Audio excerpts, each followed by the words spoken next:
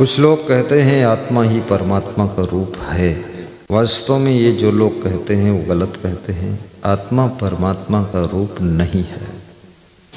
आत्मा में परमात्मा होने की संभावना छुपी हुई है। बीज वृक्ष नहीं है, बीज में वृक्ष होने की संभावना छुपी हुई है। आत्मा परमात्मा नहीं है।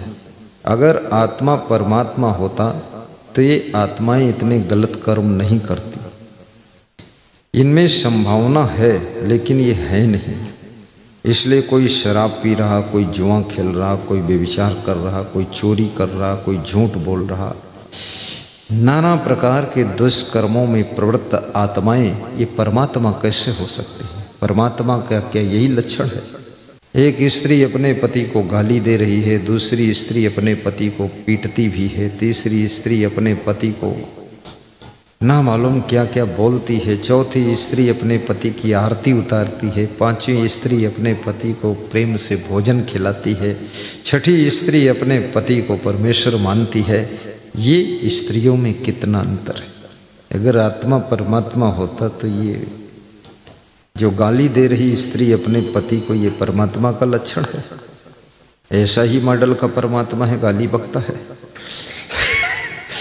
एक पुरुष दारू पीकर आता है, अपनी पत्नी को गाली गलौज करता है। दूसरा पुरुष भांग खाकर आता है, उल्टा पलटा गिरता पड़ता और उठ पटांग बोलता है। तीसरा पुरुष आता है, मांस मछली लेकर के अपनी पत्नी पर दबाव डालता है, इसको पकाओ हम खाएंगे। चौथा पति आता है, बाजार से फल फूल लेकर के सब लोग खाइए फल फूल।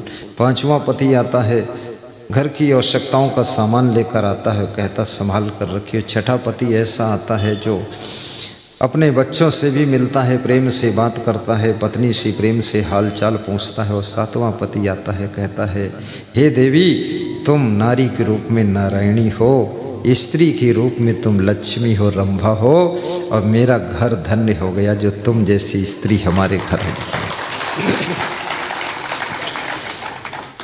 अब ये पति पति में अंतर है, स्त्री स्त्री में अंतर है, पत्नी पत्नी में अंतर है। कितना अंतर है, जंतर मंतर तंत्र है, इतना अंतर है, बहुत अंतर है। अब हम कहते हैं कि सभी के अंदर आत्मा रूपी परमात्मा है। आत्मा रूपी परमात्मा नहीं है, ये आत्मा परमात्मा नहीं। आत्मा अपने को शुद्ध करते करते करते करते चरम शुद्धि को, परम शुद्धि को जब प्राप्त होता है, मन वाणी कर्म सब निर्मल हो जाते, विशुद्ध हो जाते हैं, तब ये आत्मा जो है भगवान का रूप लेता है। उपदृष्टानो मंता चा भर्ता भोक्ता महेश्वरा परमात्मेत चा पिक्तो देहे अस्मिन पुरुषा परा।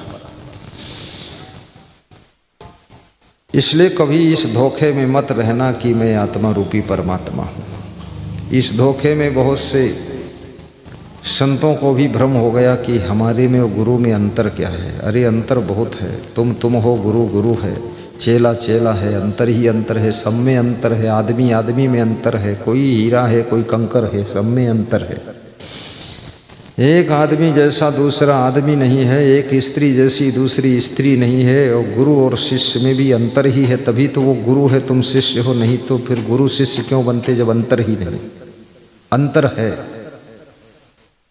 गाय गाय में अंतर है, भैंस भैंस में अंतर है, सब में अंतर है। अंतर तो है, स्वभाव में अंतर है, व्यवहार में अंतर है, कर्म में अंतर है, वाणी में अंतर है, सब अंतर ही अंतर तो है। अब इस अंतर को कैसे मिटाओगे? कितनी कोशिश कर लो, एक व्यक्ति जैसा दूसरा व्यक्ति होता ही नहीं। आप स्वयं देख लो, तुम्हारे जैसा तुमको कोई आज तक मिला ही नहीं है। तुम विचार कर लो, जैसे मैं हूँ, मेरे जैसा तुमको पूरे बिहार में कोई नहीं मिला है। मिला है कोई? संजीव बोलो, कोई नहीं मिला है ही नहीं।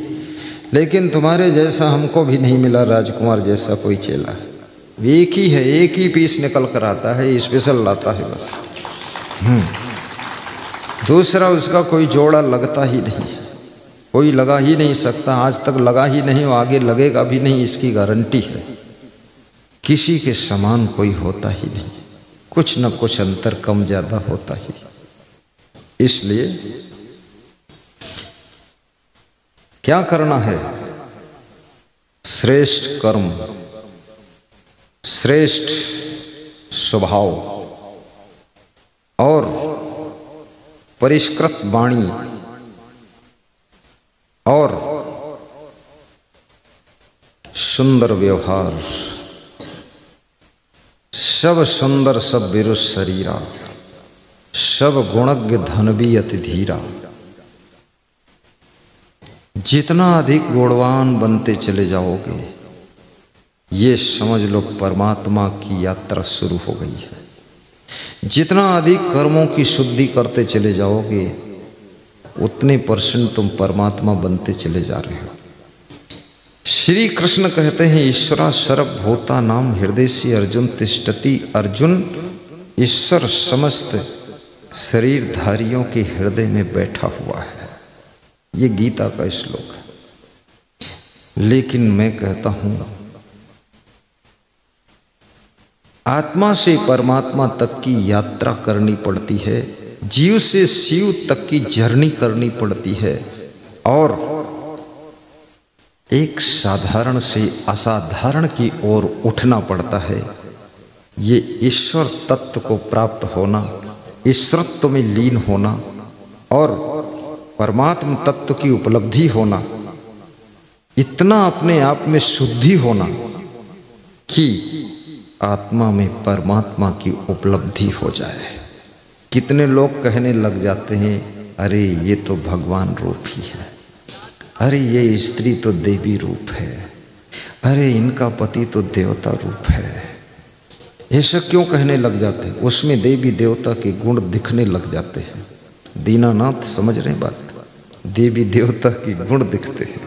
देवी देवता अभयम सत्यम संशुद्धि ज्ञान योग व्यवस्थिति दानम दमस्य यज्ञस्य स्वाध्याय तप आर्जवम अहिंसा सत्यम अक्रोधा त्यागा शांति अपेशनम दया भूतेषु अलोलुप्तम मार्दवम हीहु अचापलम तेजा क्षमा धृति शौचम अद्रोहो नातिमानिता भवंत संपदम दैवीम अभिजातस्य भारत। 16वें अध्याय में श्री कृष्ण भगवान ने अर्जुन से कहा है, ये 3 श्लोकों में जो 26 दैवी संपदा के लक्षण हैं, देवी देवता के गुण हैं, ये गुण जिसमें आ जाएं वो धरती पर स्त्री देवी का रूप है, और वो इस धरती पर रहने वाला पुरुष भी देवता के समान है। उनकी पूजा करनी चाहिए।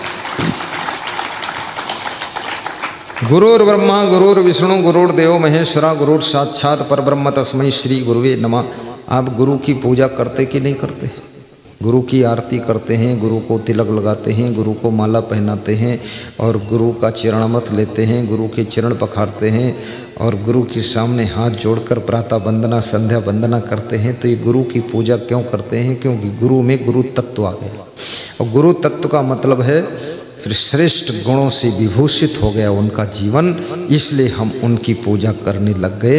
एक तो निराकार भगवान और ये साकार भगवान हो गए, साकार भगवान का रूप है, इसलिए गुरु की हम पूजा करने लगते हैं। बोलिए सद्गुरु भगवान की। उनमें त्याग भी है, वैराग्य भी है, ज्ञान भी है, तेज भी है, तप भी है, अहिंसा धर्म का पालन भी है, प्रेम भी है, करुणा भी है, दान भी है, सेवा भी है, और उनमें ब्रह्मचर्य भी है और निर्भयता भी है, साहस भी है। सारे गुणों का गुलदस्ता जिनका जीवन है वो मेरे गुरु हैं, और जो मेरे गुरु हैं उनकी मैं पूजा इसलिए करता हूँ कि गुणों के गुलदस्ता हैं गुरु मेरे, इसलिए मैं पूजा करता हूँ।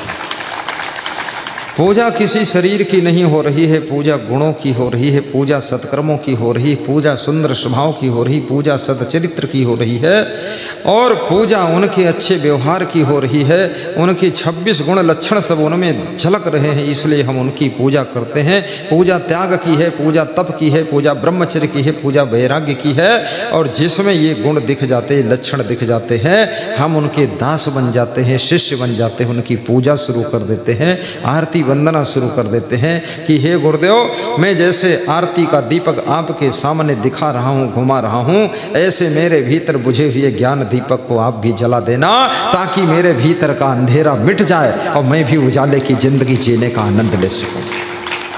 इसलिए ऐसा होता है।